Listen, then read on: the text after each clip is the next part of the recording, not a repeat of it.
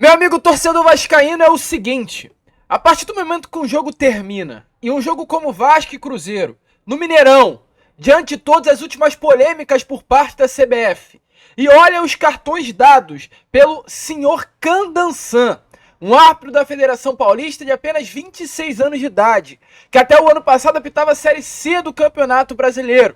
E ao analisar os números desse mesmo árbitro na partida, vê que houve 3 cartões amarelos e 1 cartão vermelho, sendo que todos esses 4 cartões aplicados foram em direção ao Vasco e nenhum foi em direção ao Cruzeiro, meu amigo.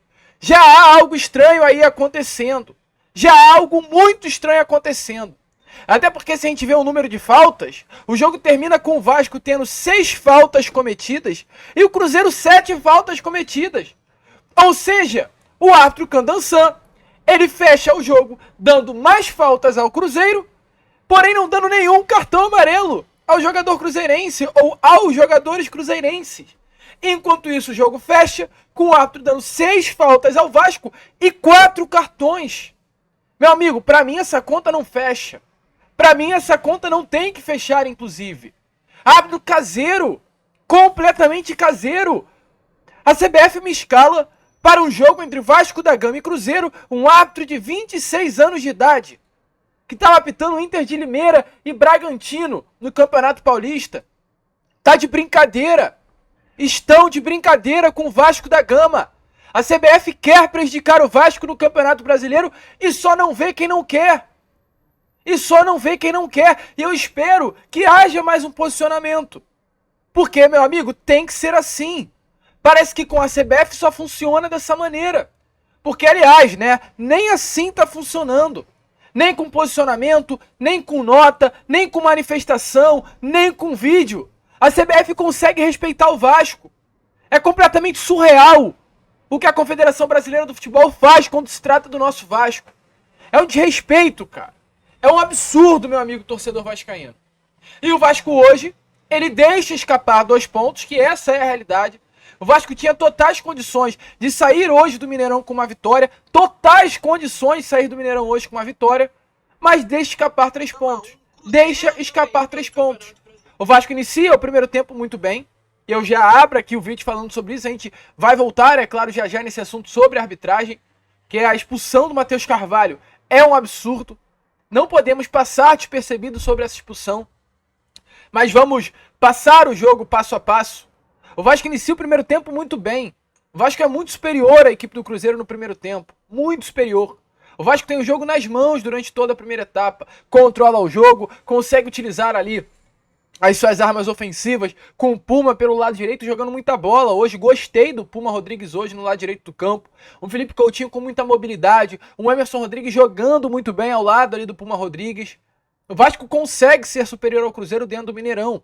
Acha o gol ali aos 41 minutos do primeiro tempo e uma bola que o Puma chuta para dentro da área, o Hugo Moura ali cabeceia em direção ao gol, chuta em direção ao gol, o Cássio faz uma bela defesa e o Verratti com seu faro de atacante, ele marca aí o primeiro gol da partida, abre o placar para o Vasco da Gama. O primeiro tempo fecha 1-0. O primeiro tempo fecha já com o Cruzeiro inclusive pressionando, e eu esperava que o Rafael Paiva, vendo como fechou o primeiro tempo, ele já se preparasse para a segunda etapa. O Cruzeiro fecha o primeiro tempo amassando o Vasco, dominando o Vasco, pressionando o Vasco da Gama, dando nitidamente a entender que voltaria para a segunda etapa com o objetivo de conquistar a vitória, de buscar o gol do empate. E é assim que o Cruzeiro começa. O Cruzeiro começa os primeiros 15 minutos do segundo tempo, amassando o Vasco, não deixando o Vasco sair. O Vasco sente o jogo, nitidamente para quem acompanha a partida, creio que viu, percebeu que se o Vasco não mudasse, iria levar o gol do empate. E aos 15 minutos ali do segundo tempo, quando o Rafael Paiva ele percebe que se não troca alguma coisa no time, o Vasco iria levar o gol, ele chama Juan Esforça e chama também Paulo Henrique, o lateral direito. Nesse momento que ambos são chamados, o Vasco leva o gol do empate numa jogada aérea, num belo gol aí também, o zagueiro Zé Ivaldo, num gol achado por ele, uma cabeçada que ele não vai acertar nunca mais no ângulo do goleiro Léo Jardim, uma bola completamente indefensável. Também o zagueiro Zé Ivaldo completamente sozinho dentro da área, algo que na minha opinião não pode acontecer, mas o Cruzeiro chega aí a esse gol do empate. E o Vasco, por incrível que pareça, ele não sente o gol.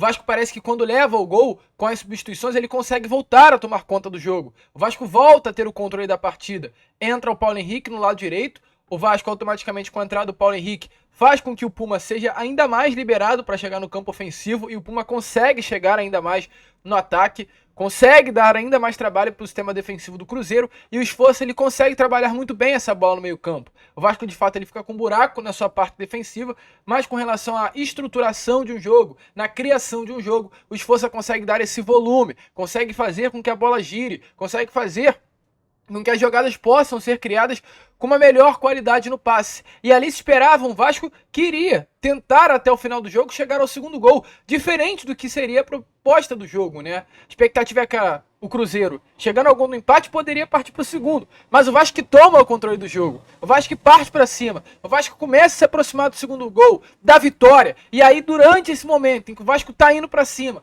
Rafael Paia prepara 2 substituições. Ele ia colocar o Leandrinho na ponta esquerda para ser essa correria e o Vitor Luiz no lugar do Lucas Piton no meio do campo. Há uma disputa normal, na minha opinião. Normal. Matheus Henrique, ele tá numa situação de ir em direção à bola e o Matheus Cocão, ele tá numa situação também de ir em direção à bola. Os dois se encontram, a bola é disputada e depois da bola ser disputada, o Matheus Carvalho, ele encosta, cara. Ele raspa com o pé na coxa do Matheus Henrique. O Matheus Henrique, ele faz um show, grita, esperneia, chama a mãe. Não sei o que ele fez ali. Eu sei que o árbitro, o Candansan, caiu no jogo do Matheus Henrique. E talvez possa ter caído muito pela imaturidade que eu creio que o Candansan tem e por um fator simples, o fator da idade.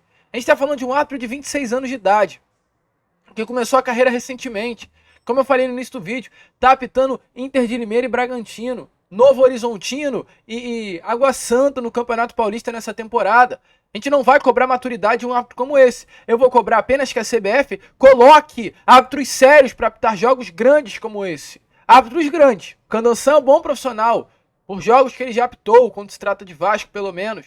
Mas que coloque árbitro grande, porque o jogo de hoje não era um jogo pequeno.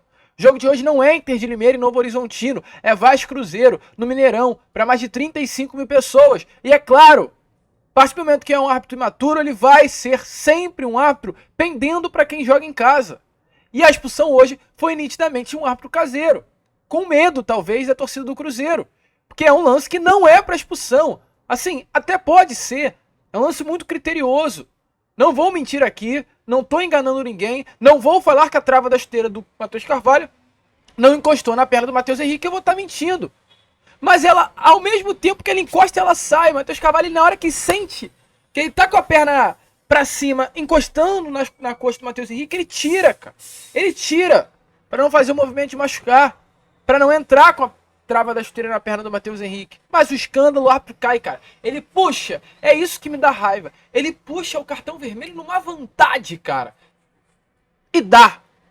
Puxa, com uma certeza que eu nunca vi um árbitro ter uma certeza dessa pra dar um cartão vermelho para um jogador contra o Vasco. Cara. Nunca vi. Um árbitro... Cara, é surreal, né? Porque a arbitragem do futebol brasileiro é assim. Quando se trata de Vasco, cara, o cara puxa o cartão numa certeza para dar vermelho. Ele apita, né, o pênalti contra o Vasco numa vontade, numa certeza, marca na cara. E assim, a gente não vê isso contra o Vasco. Quando se trata de Vasco, é um pênalti que o cara tá com medo, ele apita. Ninguém nem quando foi no domingo. Contra o Palmeiras, cara, a gente viu nitidamente que a bola bate na mão, o árbitro ele fica na dúvida, ele olha pro bandeira, o bandeira olha pra ele, ele marca o pênalti. E aí o VAR chama e tira. Então assim, quando se trata de Vasco, meu amigo, é sempre difícil. O gol hoje, cara, o gol hoje do Vasco foi assim. O Vasco faz o gol, o Puma, ele na hora que ele chuta pra área, o Hugo Moura, ele tá muito atrás do defensor do Cruzeiro. Muito atrás do Zé Ivaldo, que era o último jogador do Cruzeiro de linha. Ele cruza a bola pra área. E quando ele cruza, o Verratti tá muito atrás da linha da bola. E o árbitro ainda fica vendo o VAR, cara. Assim, o VAR ainda olha pra conferir. Cara, ó, vamos ver se alguém lá dentro da área puxou a camisa. Vamos ver se dá pra anular esse gol aí do Vasco de algum jeito. Parece que os caras ficam caçando. Então, assim, é completamente surreal. E aí, nesse momento que o Matheus Carvalho é expulso, o Vasco, ele que era superior, novamente, né, meu amigo? Jogando de 10... jogando 10 contra 11, fica muito difícil sustentar. O Vasco abaixa completamente as suas linhas, faz uma substituição muito protocolar, uma substituição, na minha opinião, até errada, né? Ele tira aí o Jean Davi e coloca o Pablo Galdames para segurar o jogo, O Galdames entra e só faz cagada também, é completamente surreal a qualidade do chileno, ele não consegue jogar bola, esse rapaz. O que me impressiona é o Rafael Paiva ainda insistir no Galdames. O que me impressiona é um Souza, por exemplo, não estar à frente do Galdames. O que me impressiona é hoje o Rafael Paiva, ao invés de utilizar o Maxime Domingues, utilizar o chileno. Cara, pagou quase 12 milhões no Maxime, meu irmão. Coloca o cara pra jogar. Coloca o suíço pra jogar. Hoje, na minha opinião, era um jogo teste para quarta-feira. Bota o Maxime Domingues pra dentro de campo. Deixa a gente ver. Deixa o cara pegar confiança. Deixa. Até porque o Vasco morre com uma substituição. O Vasco ele fecha o jogo sem poder substituir. Com 4 substituições. Sem ter feito a última. E assim, tinha opção no banco. O Vasco morre no banco de reservas com o Maxime Domingues. Com o próprio Leandrinho. Com o Payet. Eu acho que não é pra ser assim. Todo respeito ao Rafael Paiva, mas o Maxime Domingues poderia entrar nesse jogo e fazer a diferença. O Payet poderia entrar nesse jogo e fazer a diferença. O Leandrinho poderia entrar nesse jogo e fazer a diferença. E por que não mudou? Então assim, ao mesmo tempo que a gente pode envolver vários cenários possíveis nesse pós-jogo, ao mesmo tempo que a gente pode reclamar assim, uma postura dos atletas na segunda etapa de ter deixado novamente o resultado que estava nas mãos do Vasco sair do controle. Ao mesmo tempo que a gente pode colocar uma culpa na arbitragem, é nitidamente uma culpa da arbitragem sim, em mais um jogo, a gente tem que falar do senhor Rafael Paiva, que em mais uma partida ele deixa a desejar, principalmente no critério de substituição. O Vasco não pode deixar um jogador como o Payet terminar no banco. O Vasco não pode deixar o Maxime Domingues terminar no banco, e ainda mais tendo o Galdames entrando dentro das 4 linhas. Isso pra mim é o que está fora de cogitação. Galdames e Vasco da Gama são duas palavras, são dois substantivos que não podem mais estar juntos na mesma frase. Pablo Galdames e Clube de Regatas Vasco da Gama tem que estar longe um do outro. A gente não quer mais utilizar esses dois substantivos na mesma frase. Mas enfim, acaba o jogo. Vasco 1, Cruzeiro também 1. O Vasco com esse empate ele sobe na tabela de classificação da 10ª para a 9ª posição. Essa vitória aí faz com que o Vasco ele não assim diminui, né, a sua distância para o G6, até porque o Bahia ele vence o jogo de hoje, então assim, o Vasco hoje ele está a exatamente 9 pontos do G6 do Campeonato Brasileiro. A distância ela infelizmente acaba aumentando por conta da vitória do Bahia, mas o Vasco tem um jogo a menos, que serve como alento, né, para o torcedor vascaíno diante disso tudo que está acontecendo, diante de 3 jogos sem vencer no Brasileirão. O Vasco ele empata com o Flamengo, perde para o Palmeiras e agora empata para o Cruzeiro no Mineirão. Se a gente parar para pensar com olhos normais, é claro, jamais vamos gostar do Vasco estar 3 jogos sem vencer. Mas foram 3 jogos muito difíceis, onde o Vasco pelo menos se sai bem. Agora o Vasco, ele, além de enfrentar o Atlético nessa quarta-feira, tem pela 29ª rodada do Brasileirão um jogo importante que é para vencer. Contra o Juventude, entre São Januário, voltar a se reencontrar com as vitórias.